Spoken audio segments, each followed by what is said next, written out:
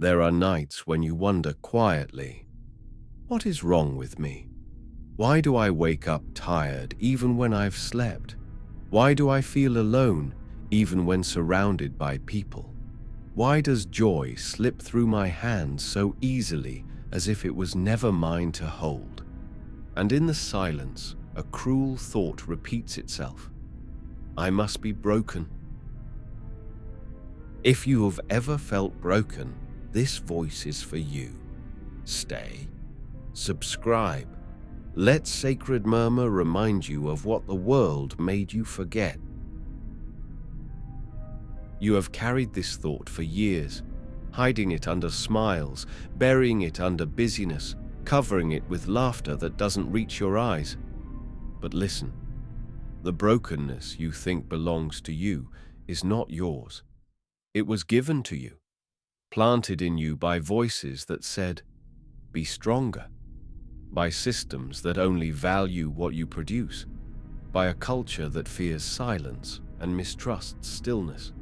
From childhood you were taught, pain means you are weak, loneliness means you are unlovable, exhaustion means you are lazy, sensitivity means you are fragile, and so you blamed yourself for every crack of sadness, every wave of anxiety, every hollow ache of loneliness.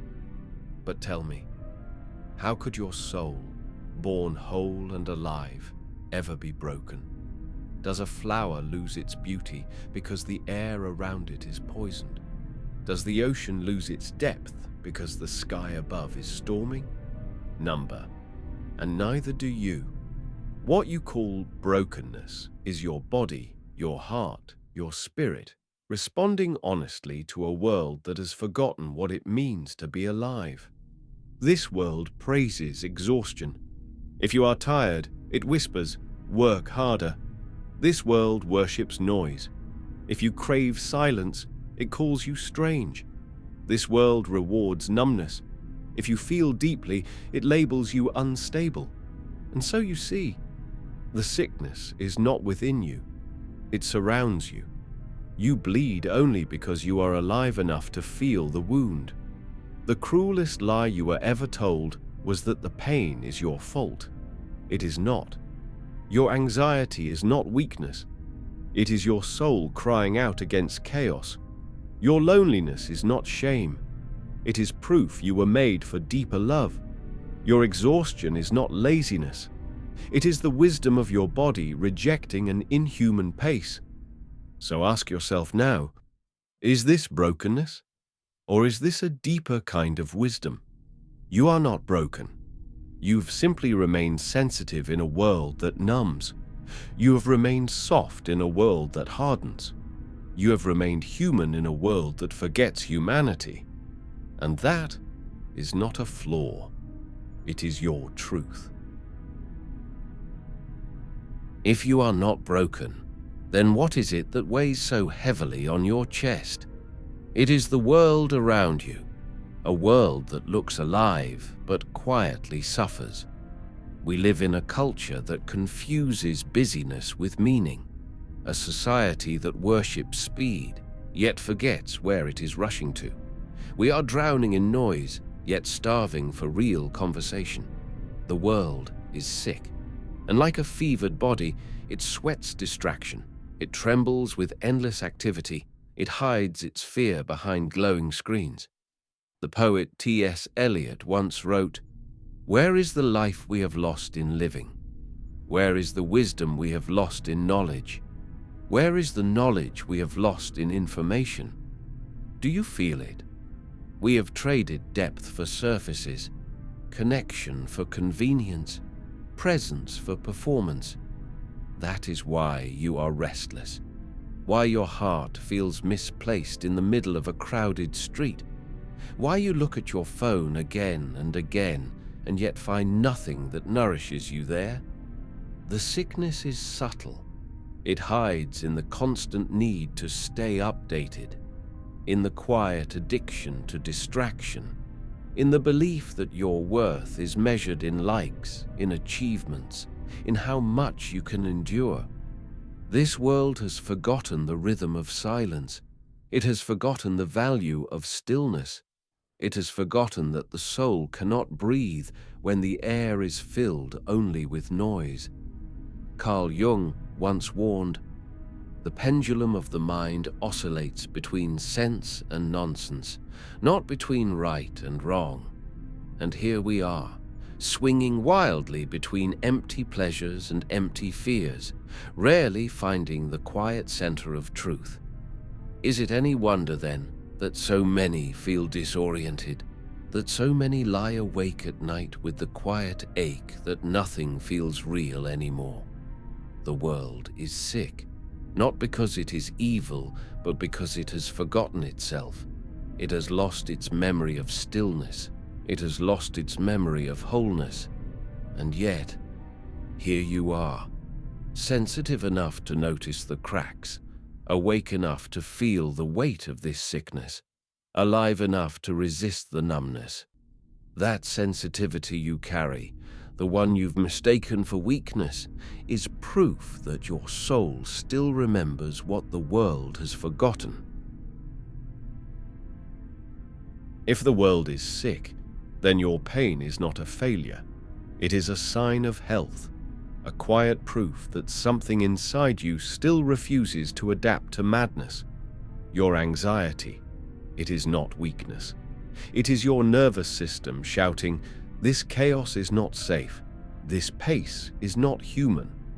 It is your body's alarm, ringing in a house where everyone else is pretending not to smell the smoke. Your loneliness, it is not shame. It is your soul whispering, "The shallow will never feed you." You were made for depth. It is the hunger for a kind of closeness that cannot be found in crowded rooms or glowing screens. Your exhaustion, it is not laziness. It is your spirit refusing to run forever on the treadmill of endless productivity. It is your body's rebellion against a culture that treats human beings as machines. What you call symptoms are signals. What you call weakness is a form of wisdom. The writer Krishnamurti once said, "It is no measure of health to be well adjusted to a profoundly sick society." Remember that, because the world will tell you, fit in, toughen up, move faster, want more. But your soul knows better. Your soul aches because it remembers another rhythm, a slower, truer pulse of being. When you feel the weight of sadness pressing on your chest, you are not failing. You are perceiving. When you feel restless while others laugh at empty jokes, you are not broken. You are awake. When you feel tired at the thought of another race you never wanted to run, you are not lazy. You are listening to your body's truth. Think of it this way. If you were in a toxic room filled with smoke, your cough would not mean you are sick. It would mean your body is alive enough to resist the poison. And isn't that what your anxiety, your loneliness, your exhaustion truly are? A holy cough, a sacred protest, a refusal to surrender to a poisoned air. This is why you must stop treating your pain as an enemy. It is not here to destroy you. It is here to guide you, to point to what is false, to remind you of what is real. Every tremor of unease, every ache of isolation, every sigh of fatigue, all of it is intelligence. All of it is wisdom that the world has forgotten how to hear. The truth is unsettling. What hurts inside you is not evidence of brokenness. It is evidence of life. Life that refuses to go numb. Life that refuses to accept the sickness as normal. So next time your chest tightens with anxiety, instead of whispering, "What's wrong with me?" ask instead, "What is this trying to show me?" Your pain is not your enemy. It is your compass. And the more you learn to listen, the more you will discover. It was never trying to break you. It was trying to save you. There is a strange kind of freedom that arrives the moment you realize you are not broken. It is as if the chains of self-blame loosen, and for the first time, you can breathe. All those years you spent asking, "How do I fix myself?" were never the right question, because there was nothing broken to fix. You were carrying a wound, yes, but not one of your making. The wound belonged to the world, and somehow you were chosen to feel it. Can you sense the shift?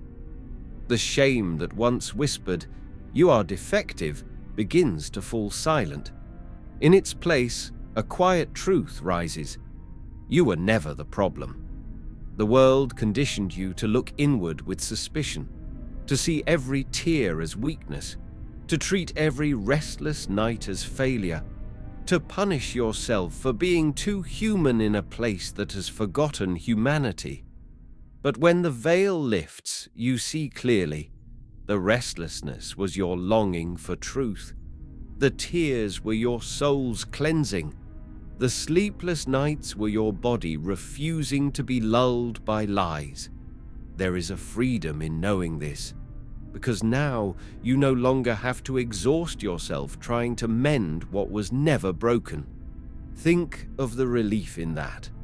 All the energy wasted in shame, all the years spent bending yourself into smaller shapes, all the desperate efforts to be normal in a world that is far from normal. You can finally set it down. The philosopher Rumi once said, "Don't get lost in your pain. Know that one day your pain will become your cure." And this is the cure. Not endless striving, not self-repair, but simple clarity. The clarity that says, "I am not damaged. I am not failing. I am responding faithfully to the world around me." What greater freedom could there be than to realize you were never broken at all? Now, instead of hiding from your pain, you can listen to it. Instead of judging yourself, you can understand yourself. Instead of dragging shame like a heavy stone, you can finally put it down and stand a little taller, a little lighter. This is not about escape, it is about seeing. Because when you see clearly, you cannot be tricked again. The world may still whisper, "Hurry, compete, achieve, numb yourself." But you will recognize the voice for what it is, not truth, but sickness. And in that recognition lies your freedom. Not the freedom of escape, but the freedom of presence. The freedom of standing in the middle of a broken world without collapsing into its illusions. The world may not change tomorrow. It may continue its endless noise, its rush, its hunger for more. But you do not have to lose yourself in it. Choosing wholeness is not about fixing the world. It is about remembering yourself in the midst of it. It begins in small, quiet acts of rebellion. When the world says, "Run faster," you walk slower. When the world shouts, "Stay busy," you rest without apology. When the world demands distraction, you dare to sit in silence. These are not weaknesses. They are sacred choices. Each one is a way of saying, "I belong to myself, not to the sickness around me." Wholeness is not some distant mountain. It is here, in the breath you are taking now, in the courage to feel what you feel, in the gentleness of giving yourself permission to exist without needing to justify every moment of your being. Remember what Viktor Frankl, the survivor of unimaginable darkness, once said: "When we are no longer able to change a situation, we are challenged to change ourselves." And sometimes that change is not becoming something new, but finally returning to what you always were. So choose wholeness, choose presence, choose to let your pain be a teacher, not an enemy. The world may remain sick, but within you a different world can grow, a still one, a true one, a world where you are not broken and never were. Let this be your quiet revolution. to remain human in a time that forgets humanity, to remain whole in a time that thrives on fragments, to remain alive in a world that numbs. And so I leave you with this question, a seed I hope will stay with you long after my voice fades. If the world is sick, what will it mean for you to stay whole? If this spoke to the wound you carry, let it be more than a moment. Share your truth in the comments. Someone out there needs your voice tonight. And if you want to keep walking this path, subscribe. Sacred Murmur is here for you.